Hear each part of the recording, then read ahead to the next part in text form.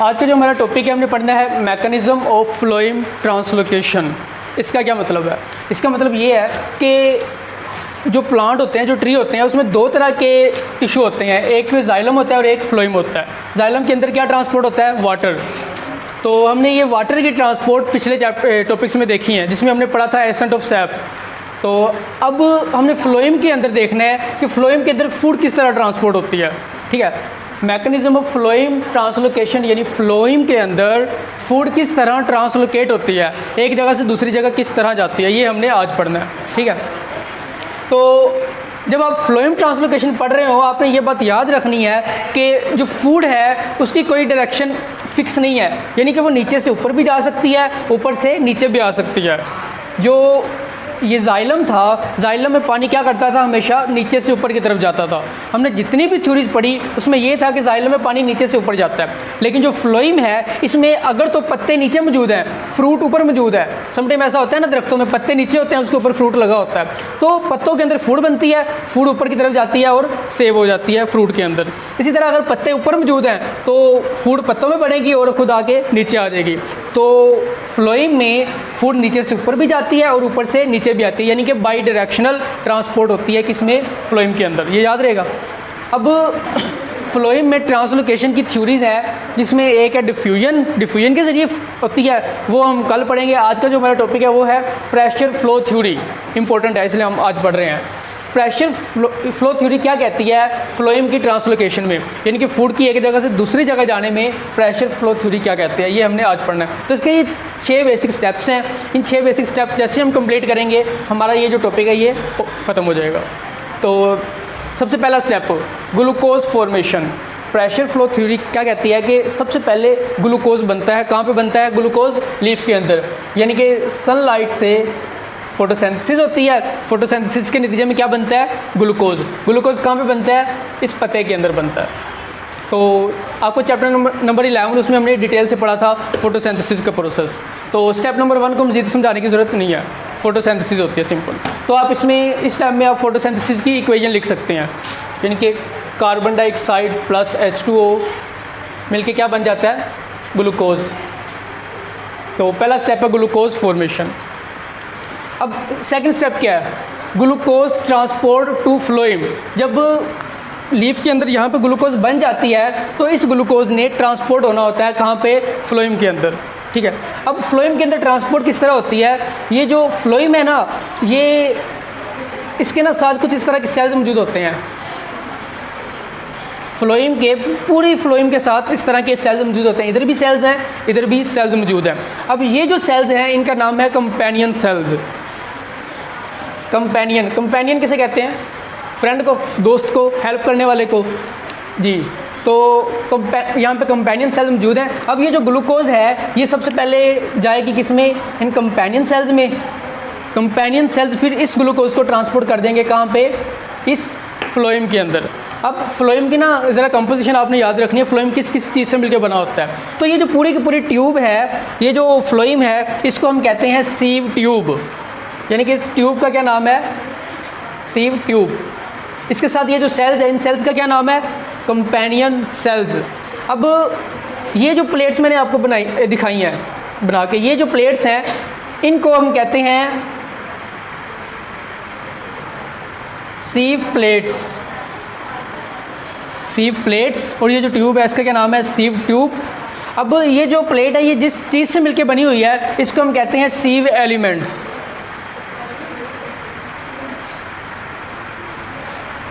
और दो सीव प्लेट्स के दरमियान की जो जगह है, यानी कि यहाँ से लेकर यहाँ तक की ये जो जगह है, इसको हम कहते हैं सीव सेल। अब ये जो प्लेट्स हैं ना ये काफ़ी ज़्यादा मौजूद हैं, यानी कि मैंने जस्ट 2 बनाई है ना, इसी तरह यहाँ पे भी प्लेट मौजूद होगी। इसी तरह पूरी की पूरी फ्लोएम के अंदर इस तरह की प्लेट्स मौजूद होंगी। तो ये प्लेट्स क्या बना रही हैं? स्पेसिफिक सेल्स बना रही हैं, यानी 2 प्लेट्स के दरमियान का जो सेल है उसको हम क्या कहते हैं? सीव सेल। तो एक ये सीव सेल है, एक ये सीव सेल है, इसी तरह यहाँ पे एक सीव सेल मौजूद है। तो फ्लोएम की कंपोजिशन याद रहेगी। अब जो सेकंड पॉइंट था वो क्या था? Glucose transport to phloem. तो यहाँ पत्ते के अंदर ग्लूकोज बना, ग्लूकोज ट्रांसपोर्ट हो गया किसमें? फ्लोएम के अंदर। किसने हेल्प की? कंपेनियन सेल्स ने हेल्प की। इसमें आप एक बात याद रखिएगा कि ये जो जाइलम है जिसके अंदर पानी ने ट्रांसपोर्ट होना होता है, वाटर ने, ये जो जाइलम है ये डेड है, ये डेड सेल से मिलकर बना हुआ है, ये लाइव नहीं है, अलाइव नहीं है। लेकिन जो फ्लोइम है ये अलाइव है, ये ज़िंदा है। अब ये ज़िंदा क्यों है? क्योंकि इसमें ना देखो ये सेल्स मौजूद हैं। अब सेल क्या है? सेल लिविंग ऑर्गेनिज्म का स्ट्रक्चरल और फंक्शनल यूनिट है। तो जहाँ पे सेल होगा वो चीज़ क्या होगी? ज़िंदा होगी। लेकिन जाइलम में क्योंकि कोई सेल नहीं है, कोई कंपेनियन सेल नहीं था, इसलिए ये क्या है? ये नॉट लिविंग और ये लिविंग है। अब इस सेल में ये जो कंपेनियन सेल्स है इसमें सेंटर में न्यूक्लियस मौजूद है, यहाँ पे साइटोप्लाज्म मौजूद है, और ये जो सेल है कंपेनियन सेल, इसमें होती है एटीपी का इस्तेमाल होता है। यानी कि कंपेनियन सेल्स एटीपी का इस्तेमाल करते हैं, क्योंकि लिविंग है तो लिविंग जानवर क्या करते हैं? एटीपी का इस्तेमाल करते हैं। तो पत्ते के अंदर से जो फूड है उसको ट्रांसपोर्ट करना होता है फ्लोइम में। अब फ्लोइम में ट्रांसपोर्ट ऐसे नहीं हो जाती, बल्कि ये जो कंपेनियन सेल्स हैं ये अपनी एनर्जी का इस्तेमाल करते हैं, ये एटीपी का इस्तेमाल करते हैं, और एटीपी के इस्तेमाल से फूड ट्रांसफ़र हो जाती है। Second point, glucose transport to phloem. समझ आ गया कि कंपेनियन सेल्स इस्तेमाल होते हैं, वो एटीपी का इस्तेमाल करते हैं और फूड को लीफ से फ्लोइम के अंदर ट्रांसफ़र कर देते हैं। नेक्स्ट स्टेप है ऑस्मोसिस। अब ये जो ऑस्मोसिस है इसका क्या मतलब है कि वाटर की ट्रांसपोर्ट। अब वाटर कहाँ पे मौजूद है? ये तो साथ में जाइलम पड़ी हुई है, यहाँ पे मौजूद है वाटर। अब जाइलम से वाटर ऑस्मोसिस के ज़रिए ट्रांसफ़र होगा कहाँ पे? इस फ्लोएम के अंदर। यानी कि यहाँ से फूड आई, यहाँ से वाटर आ गया, तो फूड और वाटर ये दोनों चीज़ें एक दूसरे के साथ मिल गई और मिल के एक सोल्यूशन बन गया। ठीक है, यानी कि फूड और वाटर का जो मिक्स एक सॉल्यूशन जिसे हम सैप कहते हैं, सैप बन गया। ठीक है, अब यहाँ पे क्योंकि पानी आ रहा है इधर से, तो यहाँ पे जो वाटर है इसका हाइड्रोस्टैटिक प्रेशर ज़्यादा हो जाएगा, और जहाँ पे वाटर का हाइड्रोस्टैटिक प्रेशर ज़्यादा हो जाता है वहाँ पे जो वाटर है वो प्रेशर लगाना शुरू कर देता है। यानी कि अगर ये एक पाइप है इसमें पानी नॉर्मल जा रहा है, लेकिन अगर यहाँ पे हम यहाँ से दबाएंगे तो पानी का जो हाइड्रोस्टैटिक प्रेशर ज़्यादा हो जाएगा। यानी कि हाइड्रो मतलब पानी, स्टैटिक प्रेशर यानी कि पानी का प्रेशर। तो अगर हम यहाँ से दबाएंगे तो पानी का प्रेशर क्या हो जाएगा? ज़्यादा हो जाएगा। अब जाइलम में से जैसे पानी इधर आई जा रहा है तो पानी यहाँ पे एक्यूमुलेट हो रहा है। जब पानी एक्यूमुलेट हो रहा है तो पानी का प्रेशर ज़्यादा हो रहा है। थर्ड स्टेप क्या है? ऑस्मोसिस के ज़रिए पानी आता है कहाँ पे? जाइलम से फ्लोएम के अंदर। तीसरा स्टेप भी क्लियर? फिर क्या होता है? Sucrose move toward sink. यहाँ पे दो लफ्ज़ इस्तेमाल हुए हैं, एक सोर्स और एक सिंक। सोर्स वो जगह है जहाँ पे फूड बनती है, यानी कि अगर ये एक ट्री है, इस ट्री में ये यहाँ पे लीफ मौजूद है, तो लीफ के अंदर अगर फूड बन रही है तो इसको हम क्या कहेंगे? इस लीफ को हम कहेंगे सोर्स। तो ज़रूरी नहीं कि सोर्स सिर्फ लीफ ही हो, ये स्टेम। समटाइम ऐसा होता है कुछ प्लांट्स की जो स्टेम होती है वो ग्रीन होती है, जिस तरह बनाना का जो हर्ब है, तो उसकी यहाँ पे स्टेम से फूड बनेगी। और फूड कहाँ पे जाएगी? बनाना के जो बनानास लगे होते हैं, जो केले लगे होते हैं वो ऊपर होते हैं ना, तो फूड नीचे से बन के कहाँ पे जाएगी? ऊपर जाएगी। तो उस कंडीशन में ये स्टेम क्या कर रही है? सोर्स का काम कर रही है।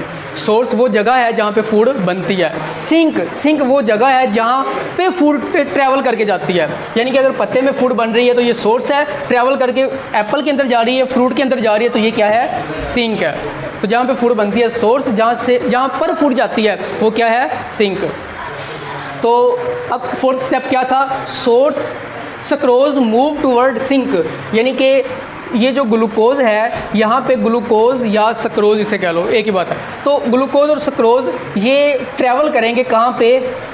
नीचे की तरफ। यानी सोर्स से ट्रैवल करेंगे कहाँ पे? सिंक की तरफ। अब सोर्स से सिंक की तरफ ट्रैवल करने में कौन हेल्प कर रहा है? यहाँ पे वाटर मौजूद है। वाटर का क्या हुआ था? हाइड्रोस्टैटिक प्रेशर ज़्यादा हो गया था, तो ऊपर से वाटर क्या कर रहा है? फूड को दबा रहा है। तो यहाँ से फूड इन पोर्स के ज़रिए, ये जो सीव प्लेट्स हैं इनके अंदर पोर्स हैं, इनके ज़रिए से फूड होती हुई कहाँ पे चली जाएगी? इस तरह इसके पास आ जाएगी, सिंक के पास आ जाएगी। तो फोर्थ स्टेप क्या है? Sucrose move toward sink. Sink के अंदर अभी नहीं गई, लेकिन सिंक की तरफ मूव कर रही है। फोर्थ स्टेप क्या है? सिंक की तरफ मूव कर रही है फूड। फिर फिफ्थ स्टेप, अगेन ओस्मोसिस, यहाँ पे दोबारा ओस्मोसिस होगी, यानी कि यहाँ ऊपर से नीचे पानी आ रहा है, पानी फूड को लेके आ रहा है, तो यहाँ पे पानी काफ़ी ज़्यादा हो गया।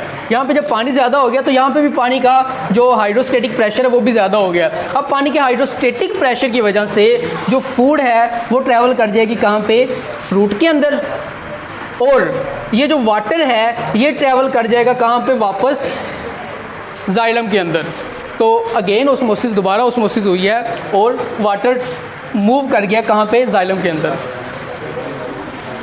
नेक्स्ट लास्ट स्टेप है maintain pressure gradient between source and sink. अब ये सोर्स और ये सिंक, इनके दरमियान ना प्रेशर मेंटेन रहता है। सर आप एक दफ़ा बैठ जाए।